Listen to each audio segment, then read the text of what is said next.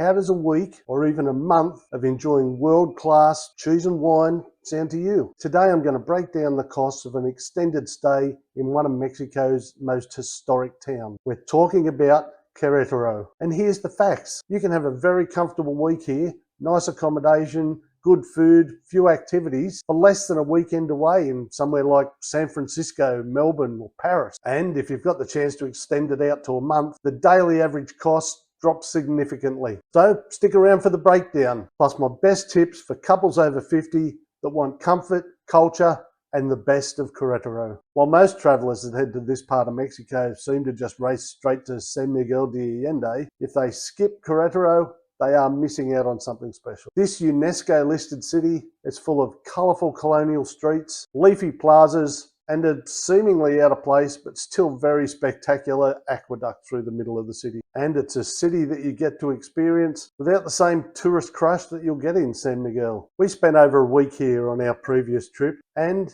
if we do get back to Mexico, Querétaro will definitely be on the list of places we're going to visit again. After decades of traveling the world together and seeing so many cities, we can definitely say to you that Querétaro is one of the most authentic, affordable, and easy to navigate cities we've been to. For couples over 50, it's safe, it's walkable, and it has something to offer everybody. So let's get into the meat and potatoes and look at what it actually costs to stay there. We'll start with accommodation, and for convenience, we'll put up everything in US dollars. And remember, Pauline and I don't pick places because they're cheap. We pick places because they represent good value. Still want to be comfortable after all. First up, let's talk about budget hotels and guest houses. You'll find plenty of these around, and the price range around $30 to $40 will give you a great selection. Expect clean, simple rooms, and probably breakfast included. Perfect if you just want a clean and comfortable place to sleep and shower. A great example of this level of accommodation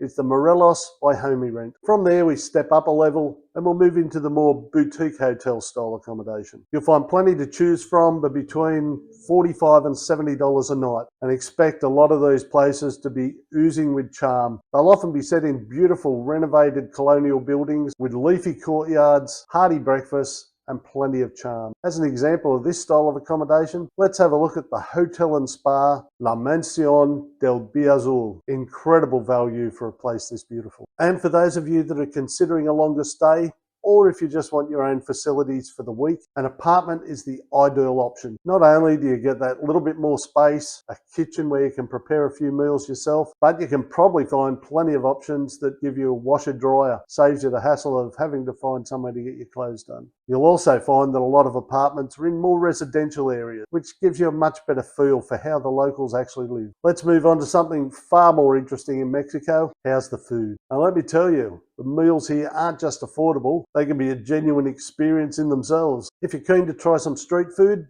for $5 to $7, you can end up with a full belly of some delicious options. Think tacos al pastor, enchiladas, or a steaming bowl of pozole at a local fonda. Cheap, filling, and packed with flavour. And speaking of food in Querétaro, I remember we found this little place in a side street that had people spilling out of the doorway. We thought it was probably worth the wait, and it was. We ended up with a torta that had so much filling, the whole thing was bigger than Pauline's head, and that one roll was more than a meal for two. Querétaro also has a huge number of really nice restaurants to try, and you'll be looking at somewhere between $40 and $60 for a nice dinner for two, a wine or a cocktail each. Our favourite place was called San Miguelito. They had the most beautiful quirky decor. They had a range of about 30 different margarita flavours. They had extremely impressive dishes, and the whole place just had a really lively vibe. For those of you that prefer to do a bit of grocery shopping and make some of your own meals, $40 to $50 could probably pretty much cover you for the week. Grab some fresh tortillas, avocado, cheese, and vegetables from the local market. Shopping here can be a really fun experience, and the prices on fresh fruit and vegetables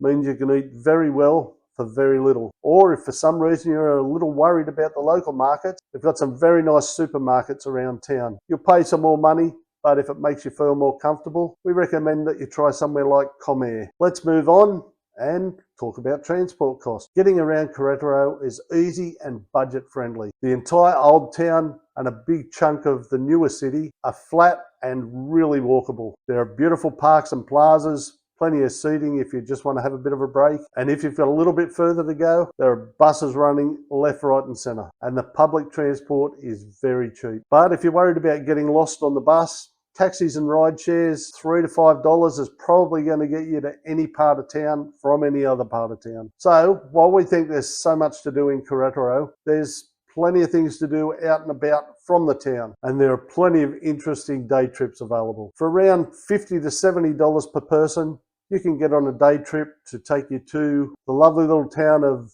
Bernal to see the world famous Peña, and spend the other half of the day slowly making your way through a world-class wine and cheese region. And most of these day trips are going to be easy and quite relaxed, not long, exhausting 15-hour marathon. San Miguel de Allende is another great day trip option. It's quite reasonably priced to get yourself a rideshare driver, and I can confirm what most people say. San Miguel de Allende is one of those places you must see in Mexico. We picked up a car in Querétaro and did a few trips to some of the beautiful nearby villages and towns. Car rental was cheap, the roads were amazing, and it was easy to navigate between the town. There wasn't much traffic at all. Renting a car is the perfect choice for any of us that prefer to do things on our own timetable and don't want to get dragged around as part of a group. Let's look at some other activities. Being such a historically significant town, Querétaro has some wonderful museums and historic buildings, and entry to these places is either free or just a couple of dollars. There are plenty of options for guided walking tours, and for the best free entertainment in town,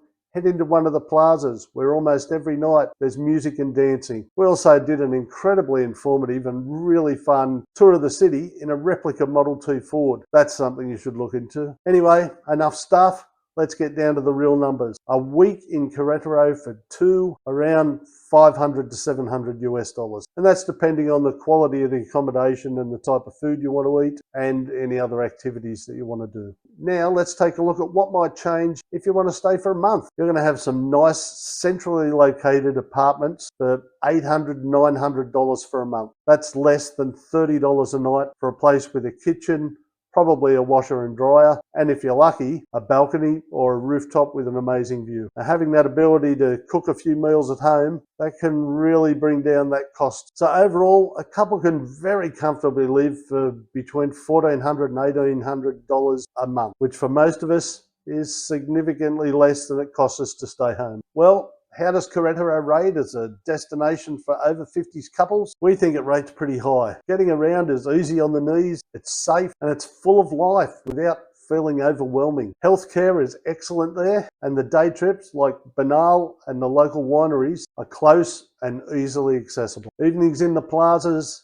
are lively but relaxed. It's just one of those places that manages to combine gentle travel with just enough adventure. The best time to visit Querétaro is probably September to March. It's the nicest time of year for the weather, and you'll probably be able to catch a festival or two. The second tip, stay just outside the centre of town. It'll be a little bit quieter, it'll be cheaper, but you'll still have easy access to get into everything you want. Tip 3, when it comes to food, don't miss out on eating at the local markets or the little fondas. Here you're going to find some of the best food at the cheapest price. And the fourth tip, don't miss out on experience the local Querétaro wine region. Not only is it the second largest wine region in Mexico, but you'll find a great range of award-winning sparkling wines on offer at prices much cheaper than many of the other wine regions around the world. Let's wrap this up with a quick reminder. 1 week in Querétaro, $500 to $700 per couple. A whole month, $1,400 to $1,800, lets you live very nicely, thank you very much. And for our way of thinking,